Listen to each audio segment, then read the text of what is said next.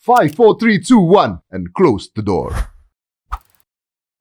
Oke, kita mulai ya. Ya, kok mati lampunya? Nyalain lagi. Oke, bismillahirrahmanirrahim. Assalamualaikum warahmatullahi wabarakatuh. Alhamdulillahirrabbilalamin. Wabihi nasta'inu ala umur dunya waddin.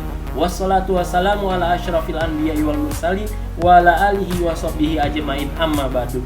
Kembali lagi dengan saya Al-Bajili dari mahasiswa Universitas Muhammadiyah Jakarta, Prodi Komunikasi Penyiaran Islam semester 2. Ya, kali ini saya akan membahas yaitu sistem pers di Indonesia dalam mata kuliah komunikasi massa. Jadinya sebelum kita masuk dalam pembahasan ini, kita harus tahu dulu apa itu komunikasi massa. Ya, apa sih itu komunikasi massa? Komunikasi massa adalah produksi dan distribusi yang berlandaskan teknologi dan lembaga dari arus pesan yang kontinu atau berkelanjutan, serta paling luas dimiliki orang dalam masyarakat industri. Ya, kita lanjut ke materinya, yaitu sistem pers di Indonesia. Sebelumnya, kita harus mengenal dulu apa sih itu pers, oke? Ya, apa sih itu pers? Pers adalah badan yang membuat penerbitan media massa secara berkala. Secara etimologisnya, kata pers dari bahasa Belanda, atau press yang dari bahasa Inggris, atau presse yang dari bahasa Prancis, berasal dari bahasa Latin, persare dari kata primer yang berarti tekan atau cetak. Itu dari secara etimologisnya. Ya, sebelum kita mengetahui teori pers di Indonesia atau sistem persnya di Indonesia, kita juga harus tahu ada beberapa yaitu teori pers. Yang kali ini saya akan sebutkan menurut Sieberts, Peterson, dan Schramm dalam bukunya yang berjudul Four Theories of the Press. Ada 4 macam teori pers.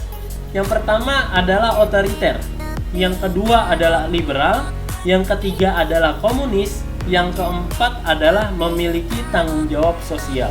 Nah, kira-kira sistem pers di Indonesia itu apa sih? Yuk kita lanjut.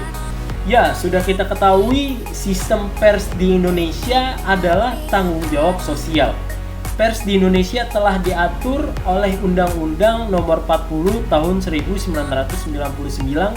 Dalam ketentuan itu disebutkan bahwa pers adalah lembaga sosial dan wahana komunikasi massa yang melaksanakan kegiatan jurnalistik meliputi mencari, memperoleh, memiliki, menyimpan, mengolah, dan menyampaikan informasi baik dalam bentuk tulisan, suara, gambar, dan lain sebagainya. Grafik maupun dalam bentuk lainnya dengan menggunakan media cetak, media elektronik, dan segala jenis uraian yang tersedia.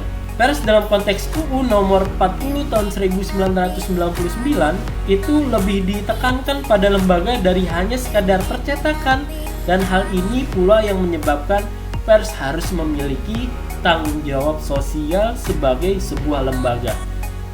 Karena itu, kebebasan yang ditekankan dalam ketentuan ini adalah kebebasan berdaulatan dan bertanggung jawab yang berdasarkan prinsip-prinsip pertama yaitu demokrasi. Yang kedua adalah keadilan. Yang ketiga adalah supremasi. Yang keempat adalah hukum. Yang kelima adalah berfungsi sebagai media informasi, yaitu berupa pendidikan, hiburan, dan kontrol sosial. Ya, contoh kasus kali ini yaitu sebar berita bohong di media sosial, yaitu pria mengaku sebagai wartawan lalu diciduk oleh polisi. Dari merdeka.com, seorang pria berinisial MA ditahan di Polda Sulawesi Selatan di atas dugaan penyebaran berita bohong. Pelaku menyebarkan berita bohong di media online lalu menyebarkan link beritanya ke nomor akun media sosial. Intinya kasus berita bohong dia sebarkan lewat media online dan media sosial seperti Instagram, Twitter, dan Facebook. Kata Kepala Subdit V Cyber Crime Polda Sulawesi Selatan AKBP Yuda saat dikonfirmasi Minggu. Akibat perbuatan tersebut, MA dijerat pasal 45 A ayat 2 junto pasal 28 ayat 2 Undang-Undang Republik Indonesia Nomor 19 Tahun 2016 tentang informasi dan transaksi elektronik. Dia kena Undang-Undang ITE, ujar dia. Nah, itu adalah contoh kasus di mana sistem pers di Indonesia ini sudah dirancang oleh undang-undang. Nah, kita sebagai masyarakat Indonesia, kita harus menjadi smart people.